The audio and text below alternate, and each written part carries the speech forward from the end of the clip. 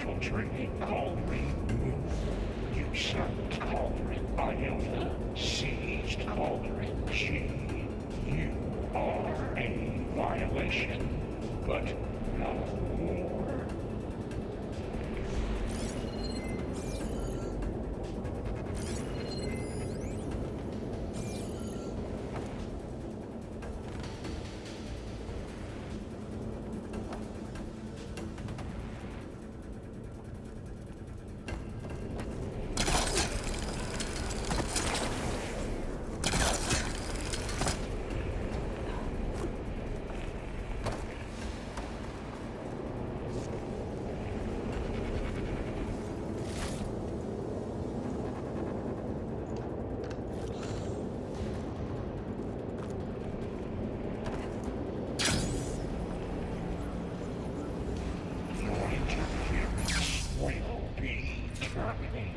Deploying priority unit S Mark 1. I should scan it first.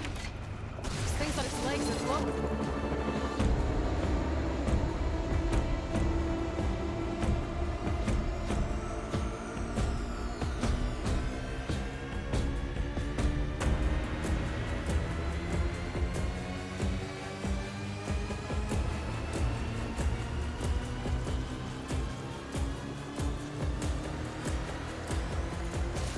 I think it's charging up.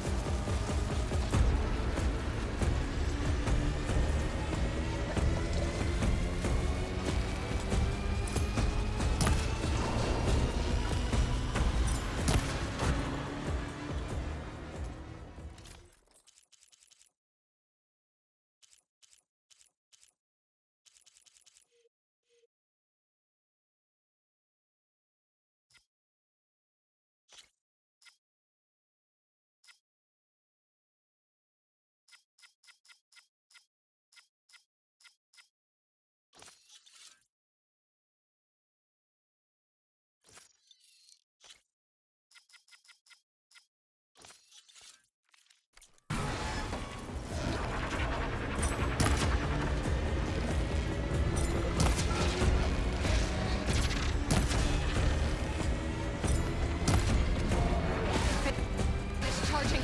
It's covered in plasma.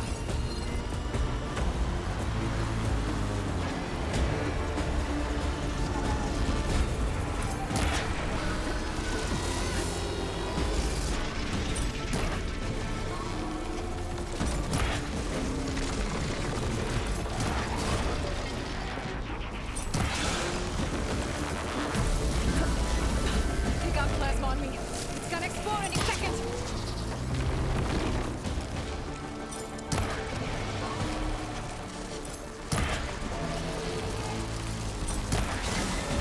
Tails to the...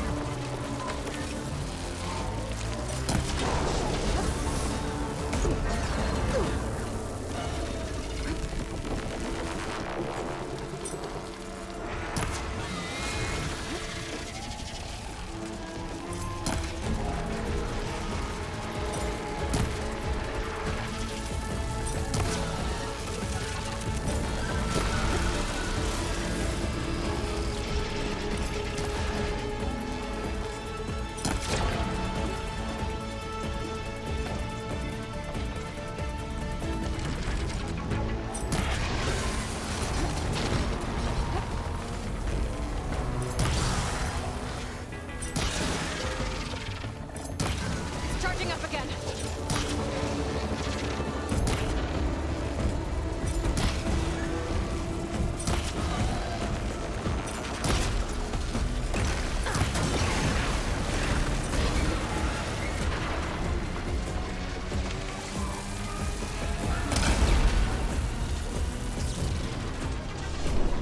Maybe purge water can dampen its attacks.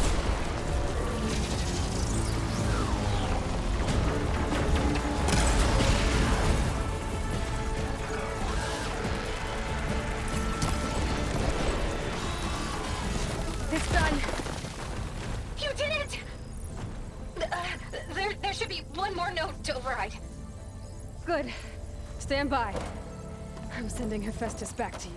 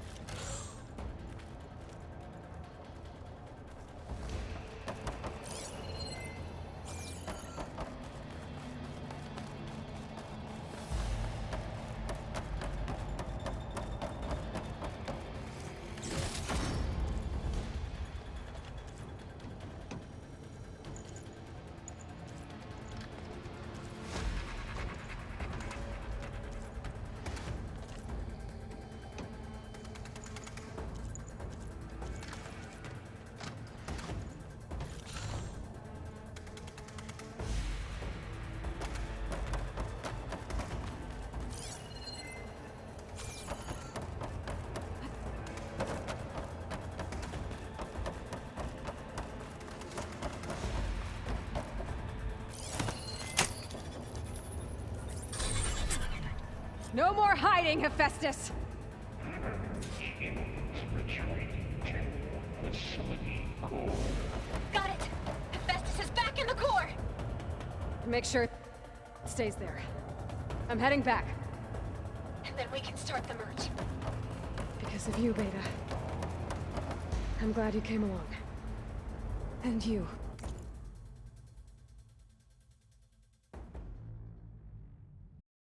Varl. We couldn't have done any of this without you. Right back at you, Aloy.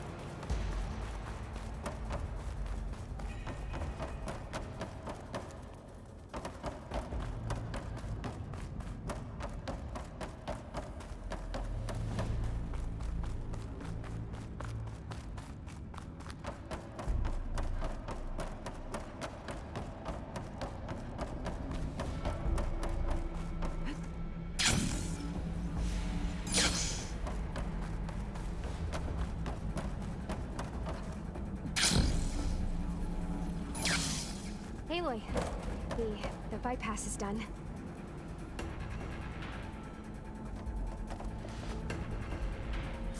The core is stable. Hephaestus is 100% contained. And we better get started with the merge. It's all set up. Gaia, establish the link, please. Done.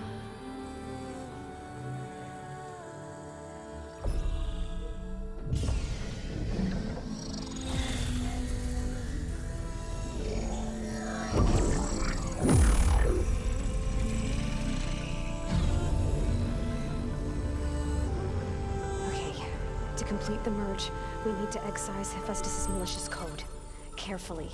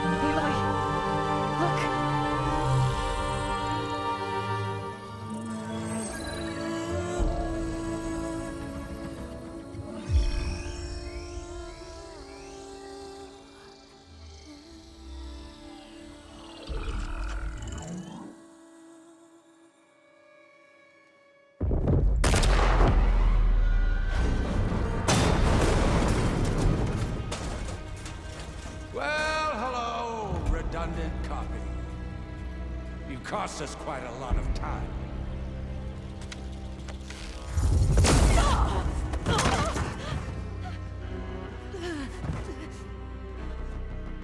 Eric, get Beta.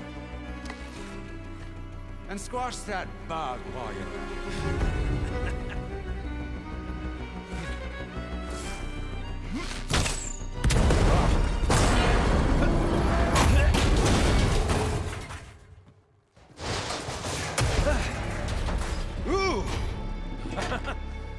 Get behind me.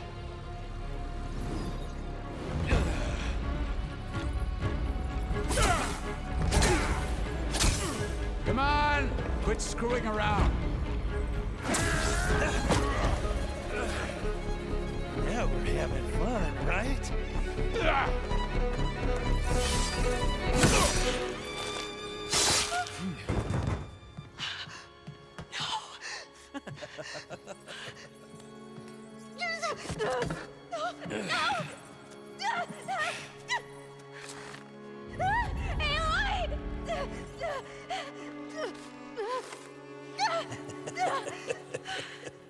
Finally. Tilda, get Gaia and Hephaestus ready for transport.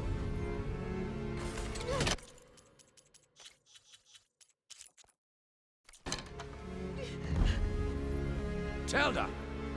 I failed. Hush. All is not lost. Tilda! What the hell are you doing? Stop her! I can't even see her!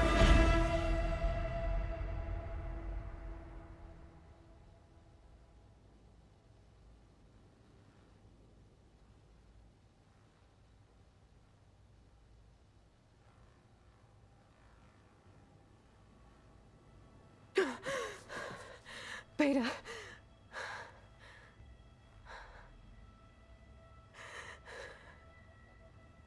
Varl.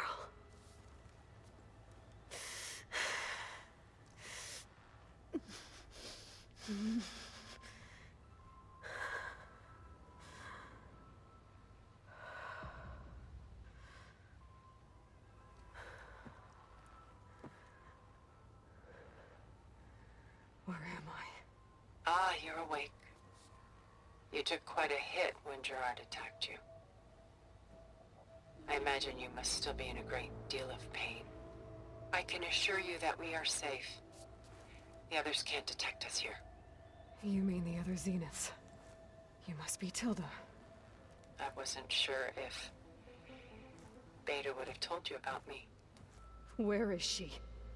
Alive. And while she isn't where she wants to be, not in urgent danger.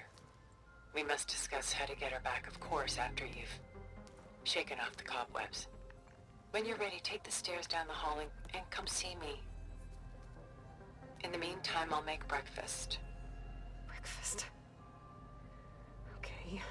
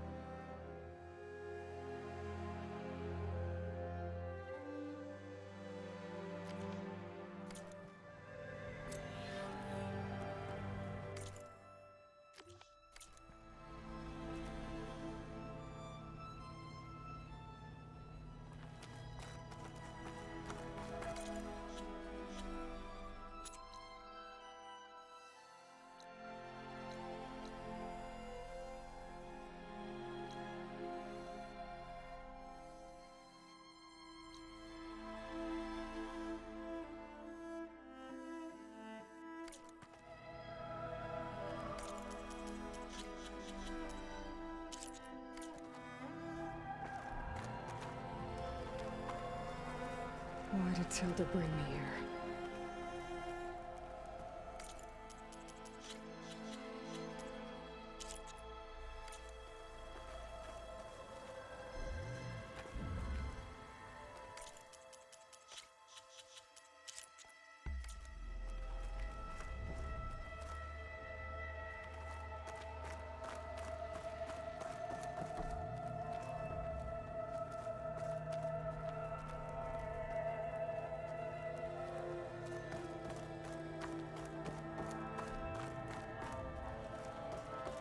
was all this for?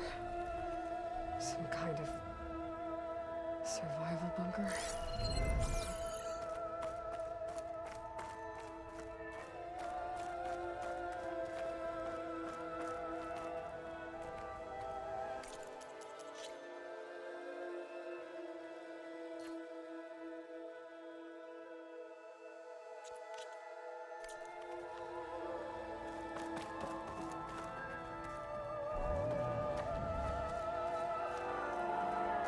What is this? Just a few favorites from my collection. Rescued and stored here just before I went off-world. Take a look, if you like. I'm curious to hear your impressions. My friend is dead. Beta and Gaia are gone, and you want me to look at old paintings?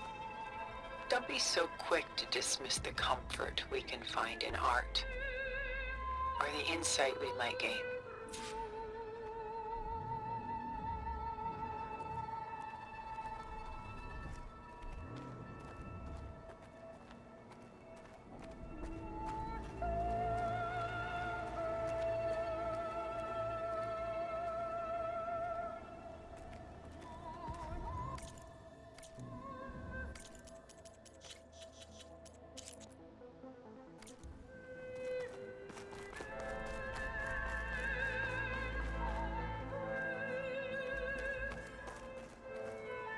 My favorite pairing on the left is Woman Reading a Letter by Vermeer, a true master. And on the right is a forgery, Woman Reading Music, which fooled experts into believing it was a priceless original. Early in my career, I became fascinated with such deceptions. Eventually, I developed scanning software that could detect fakes with unparalleled accuracy. Is that how you made enough money to buy your way onto the Odyssey? Oh no. I made my real fortune later. Why do you keep the forgery? I've always enjoyed studying the two side by side. Both painters capture light, color, and perspective. But what makes one a masterpiece and the other simply an imitation? The forgery looks sharper. Good eye. The details are crisp. The contrast bold. It tells us more, and yet we feel less.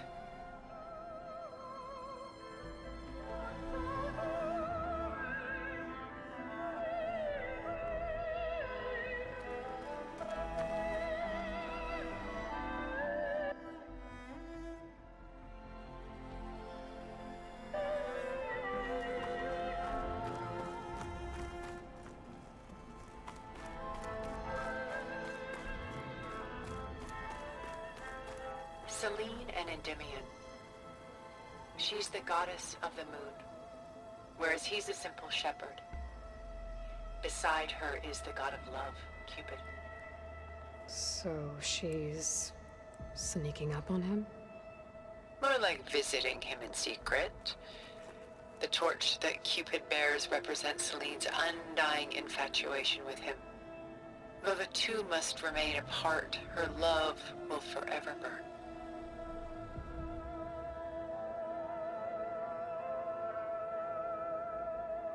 And why can't Selene and Endymion be together?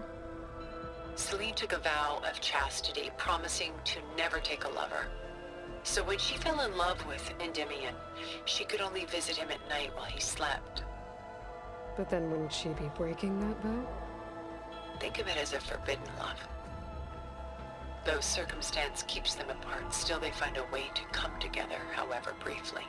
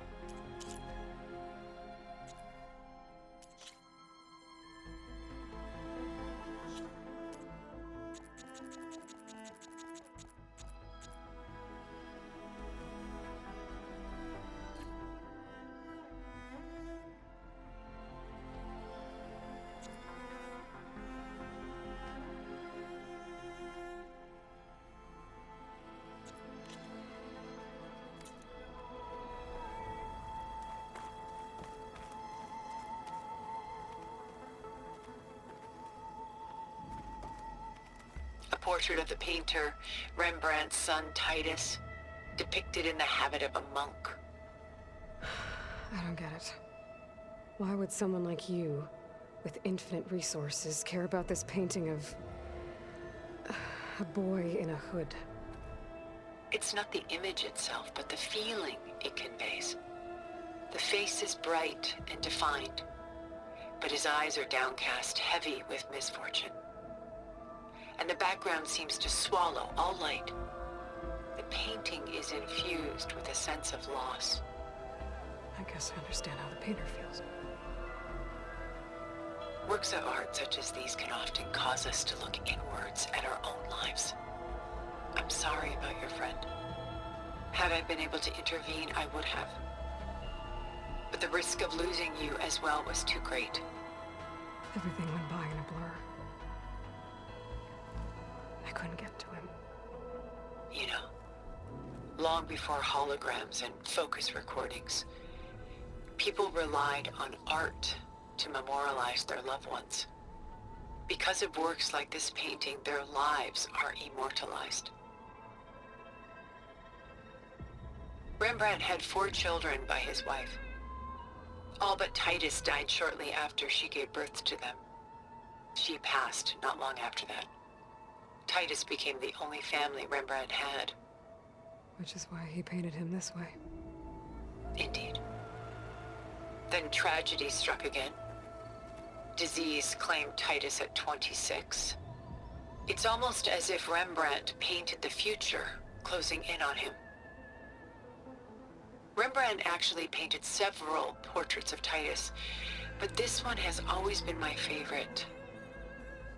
It's honest. What do you mean? In others, Titus was portrayed in brighter,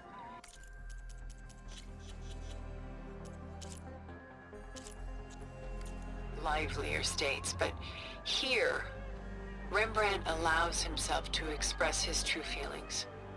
Sorrow, fear, hope, love, laid bare on canvas for all time. I see this one resonates deeply with you.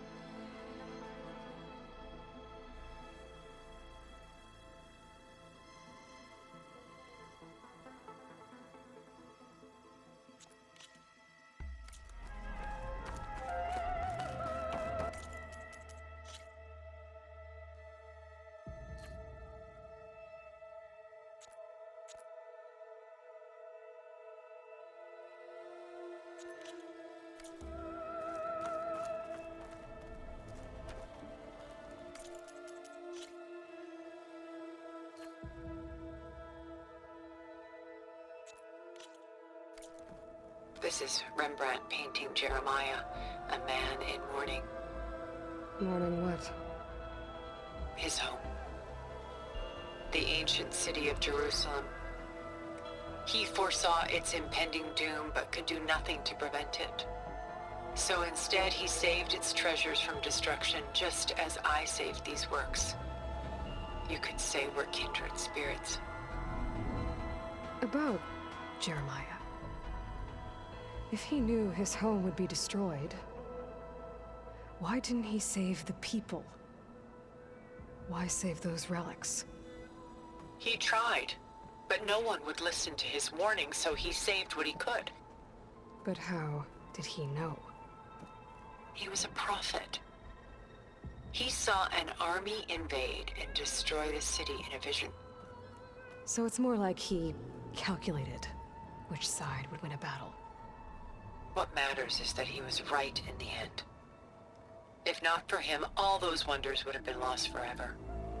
At least this way, some part of his world survived. You know what I like the most about this piece? Even though he's the sole survivor, his home in ruins, left with only the remnants of his world. The light keeps the shadows at bay. There's still hope. Precisely. Take as long as you like.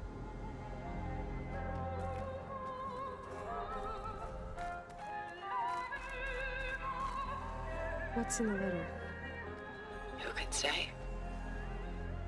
What does the painting tell you? She's concerned. Whatever's written in the letter troubles her.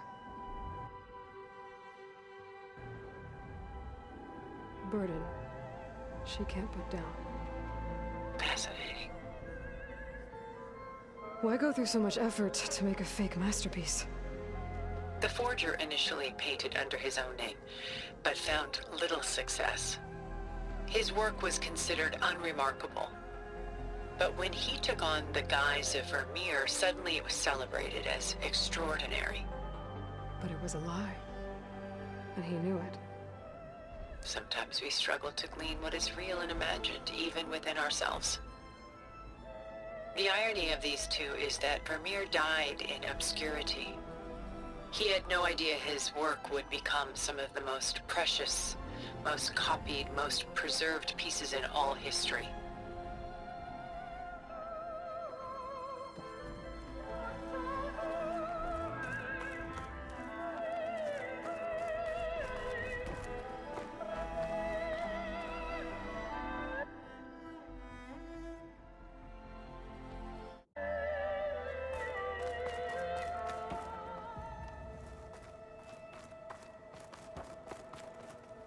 Aren't Celine and Endymion cold? Perhaps we should move on to another piece. Shall we move on?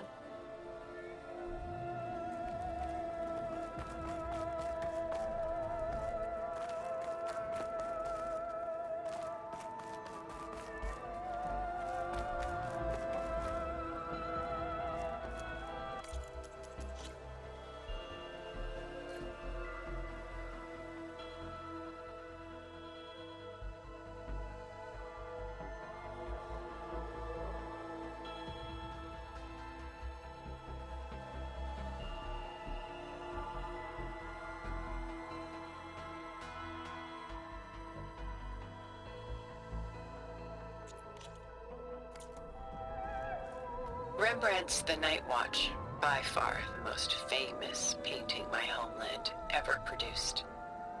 It was commissioned to honor a militia made up of influential citizens. I guess you must have been an influential citizen. In my day.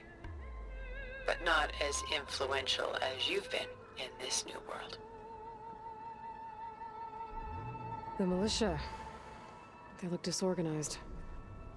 Where others painted such scenes in a stiff and stationary manner,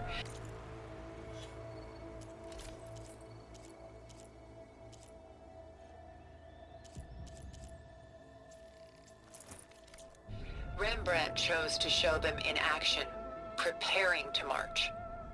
He wanted them to feel alive. You can almost hear the commotion.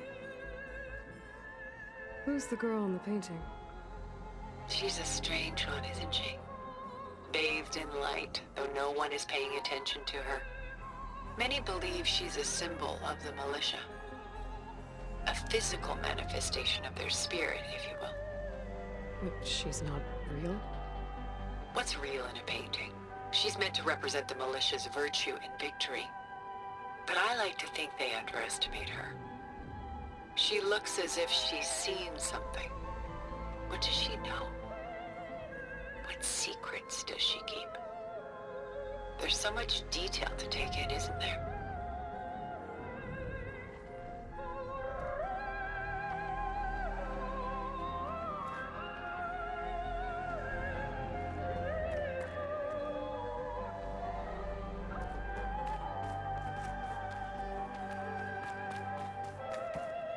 The Gust by Willem van de Velde, the most famous of his many maritime paintings.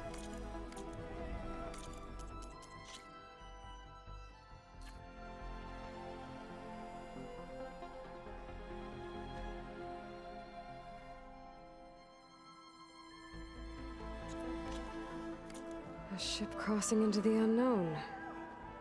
I guess you're familiar with that. Indeed, which is why I appreciate this composition in particular. Though waves and wind threaten to destroy the ship, it perseveres, clinging to the light even as darkness closes in all around it. Where is the ship going? To a faraway land, most likely. My ancestors used ships like these to explore the world, sometimes at great cost. What were they looking for? Anything of value. They were traders willing to face unknown dangers to make their fortunes. But no matter how far they went, they always turned their sails home. So this Van de Velde only painted ships? It was his specialty. Following in the footsteps of his father, Willem the Elder. The two had quite a journey of their own, taking them all the way to the court of a foreign kingdom. Did they ever come home? No, but eventually their lives worked it. Take your time.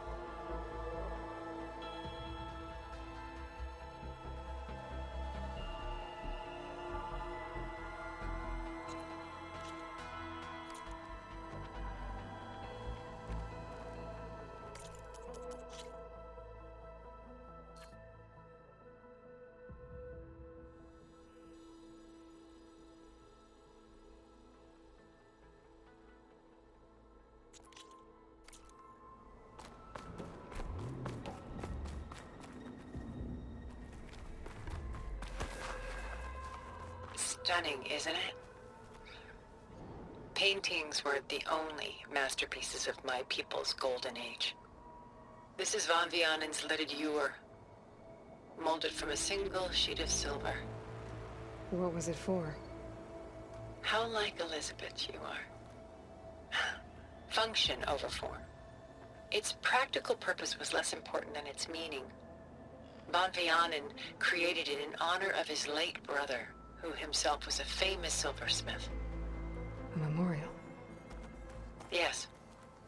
Such beauty from sorrow.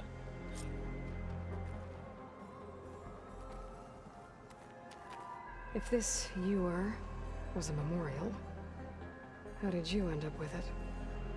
As the Pharaoh swarm closed in, my homeland's greatest museum gave it to me, along with many other works, in the hope that I could preserve them. A masterpiece like this was too important to lose to history. I even considered bringing it with me off-world to ensure its safety. Why didn't you? I took a calculated risk. This vault seemed more secure than the unknowns of space. Besides, I thought someday I might return. A long life, after all, has its advantages. Now, lo and behold, here I am. Exquisite, isn't it?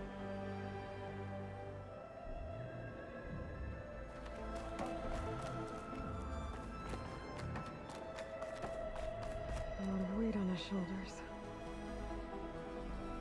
I don't feel it. I should move on.